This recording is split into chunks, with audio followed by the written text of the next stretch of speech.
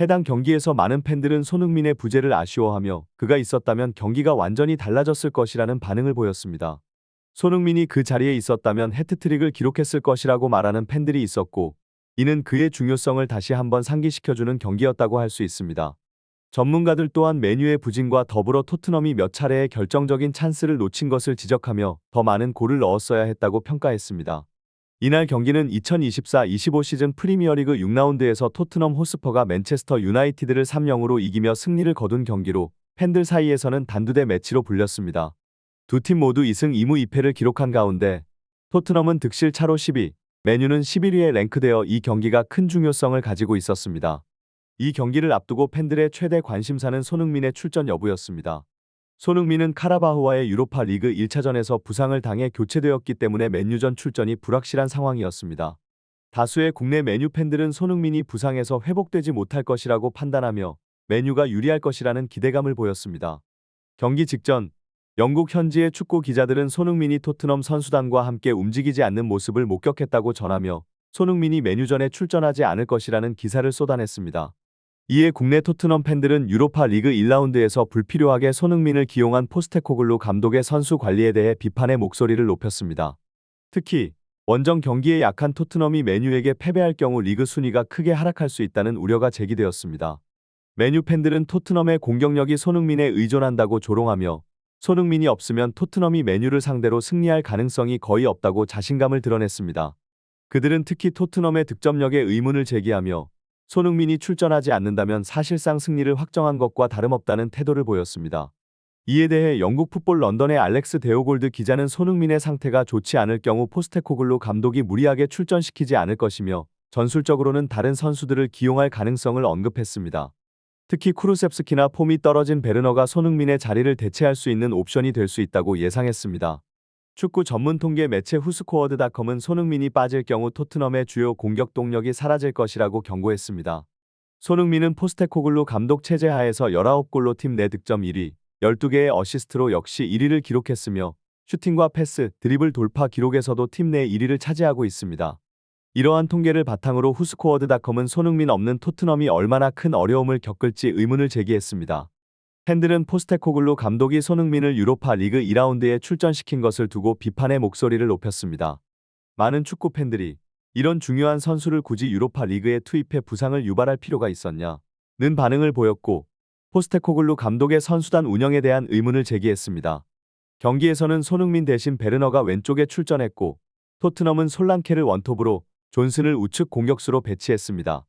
경기 시작과 함께 맨유와 토트넘은 서로를 압박하며 후방 빌드업을 방해하려 했지만 반도베니의 놀라운 50m 질주와 패스로 존슨이 쇄도하여 경기 시작 2분 만에 토트넘이 1-0으로 앞서 나갔습니다. 전문가들은 이 장면에 대해 반도베니가 만든 골이나 다름없다고 평가하며 그의 드리블 돌파와 맨유 수비진을 흔드는 플레이가 인상적이었다고 분석했습니다.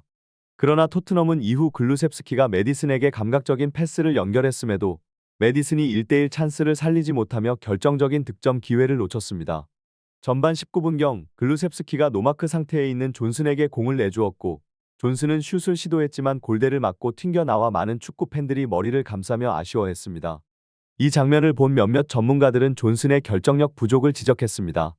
그들은 존슨의 가장 큰 문제는 어려운 각도에서 굳이 오른발로 슛을 시도하는 것이라며 이 상황에서는 오른발 슈팅이 각이 거의 없고 반대쪽으로 패스를 하거나 왼발로 감아차는 것이 더 나았을 것이라고 말했습니다.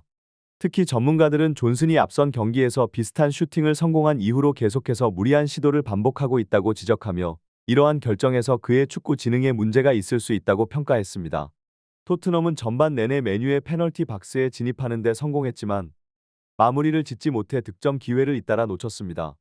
이러한 모습은 과거에도 자주 드러난 토트넘의 고질적인 문제로 평가됩니다. 전반 38분경 베르너가 완벽한 노마크 1대1 찬스를 잡았으나 골로 연결하지 못하자 많은 토트넘 팬들은 베르너 100명을 데려와도 손흥민을 대체할 수 없다며 실망을 표했습니다. 맨유는 답답한 경기력을 보여주며 토트넘에게 밀리는 상황이 계속되었습니다. 결국 맨유 주장 브루노 페르난데스는 경기가 제대로 풀리지 않자 위험 지역도 아닌 곳에서 메디슨의 정강이를 걷어차며 다이렉트 퇴장을 당했습니다.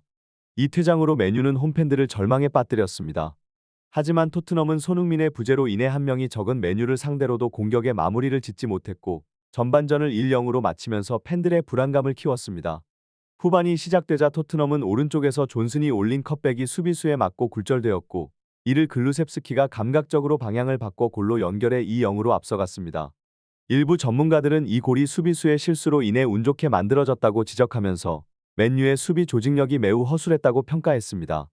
후반 55분경 베르너가 또다시 결정적인 노마크 찬스를 잡았지만 이를 살리지 못하면서 토트넘 팬들의 야유를 받았습니다. 많은 팬들은 베르너는 손흥민이 기회를 만들어주지 않으면 아무것도 할 수 없는 선수라며 비난을 쏟아냈습니다.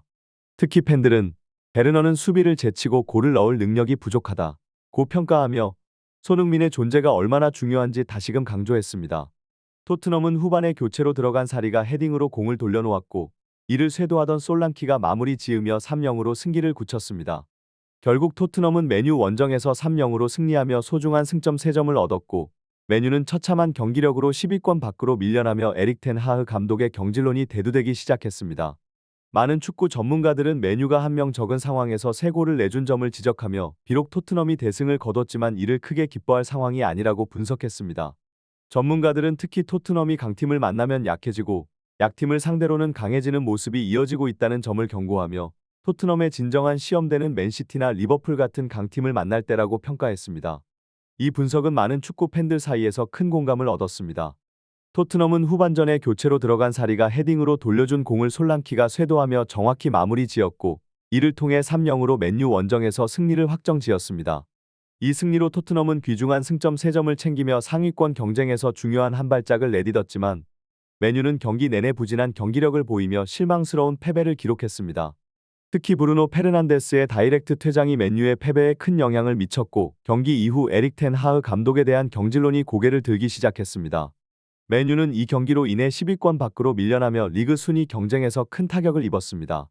그러나 많은 축구 전문가들은 토트넘의 이번 승리를 두고 과도하게 기뻐할 필요는 없다고 조언했습니다. 그들은 맨유가 한 명 적은 상태에서 실점이 이어진 점을 지적하며 토트넘이 강팀을 상대로는 여전히 약한 모습을 보일 가능성이 크다고 분석했습니다. 토트넘이 진정한 강팀으로 거듭나려면 맨시티나 리버풀 같은 리그 최상위권 팀들과의 경기에서 얼마나 경쟁력 있는 모습을 보일 수 있는지가 관건이 될 것이라는 평가도 나왔습니다. 이 분석은 팬들 사이에서도 많은 공감을 얻었으며, 토트넘이 꾸준히 강팀들을 상대로도 좋은 성과를 내지 못한다면 이번 시즌의 목표 달성도 어려울 수 있다는 우려가 제기되었습니다. 특히 이번 경기는 손흥민의 부재 속에서 토트넘의 전방 공격이 어떻게 풀리는지에 대한 중요한 실험이었지만 여전히 손흥민이 공격의 핵심이라는 점을 재확인하게 된 경기였습니다. 베르너가 여러 차례 결정적인 찬스를 놓치며 팬들의 비난을 받았고, 그에 비해 손흥민이 있었다면 경기 흐름이 훨씬 달라졌을 것이라는 의견이 지배적이었습니다. 전문가들은 손흥민이 다시 돌아와야 토트넘의 공격 전술이 완성될 수 있으며 그가 없는 상태에서는 팀의 공격력이 크게 떨어진다고 평가했습니다. 따라서 이번 맨유전 승리는 토트넘에게 중요한 승점 획득이었지만 앞으로의 경기가 더 큰 시험대가 될 것입니다. 리그 상위권 팀들과의 맞대결에서 얼마나 견고한 모습을 보일 수 있을지가 토트넘의 성공 여부를 좌우할 것입니다. 토트넘은 이번 경기를 발판 삼아 경기력을 더욱 끌어올려야 하고, 특히 손흥민이 복귀하면 그를 중심으로 한 공격 전술을 잘 다듬어야 할 것입니다. 구독과 멤버십 가입은 더욱 향상된 영상 제작과 콘텐츠 제공을 위한 큰 힘이 됩니다. 앞으로도 지속적인 성원 부탁드립니다.